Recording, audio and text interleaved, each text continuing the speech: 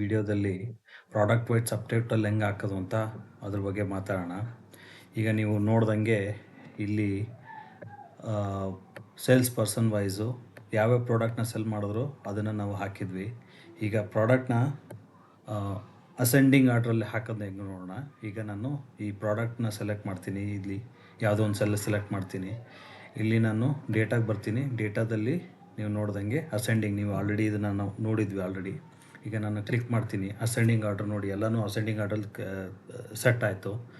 ಈಗ ascending order ಆಗಿರೋದನ್ನು ನಾವು ಸಬ್ total ಹಾಕಬೇಕು. ಅದಕ್ಕೆ ಹೆಂಗೆ ಮಾಡಬೇಕು ಅಂದರೆ, ಡೇಟಾಗೆ ಹೋಗಿ ಅಗೇನ್ ಇಲ್ಲಿ ಸಬ್ ಟೋಟಲ್ ಅಂತ ಇದೆ, ಅದನ್ನು ಸೆಲೆಕ್ಟ್ ಮಾಡಿ.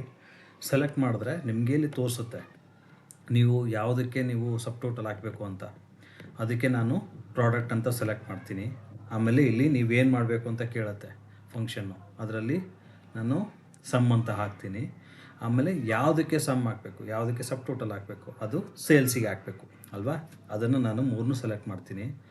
ಈಗ ಓಕೆ ಪ್ರೆಸ್ ಮಾಡಿದ್ರೆ ಇಲ್ಲಿ ನೀವು ನೋಡ್ದಂಗೆ ಈಗ ಸಬ್ ಟೋಟಲ್ ಬಂದಿದೆ ನೋಡಿ. ಈಗ ಬಲ್ಬು ಅದಕ್ಕೆ ಟೋಟಲ್ ಎಷ್ಟಾಯಿತು, ಆಮೇಲೆ ಕರ್ಡು ಅದೇ ರೀತಿ ಎಲ್ಲದಕ್ಕೂ ಬಂತು.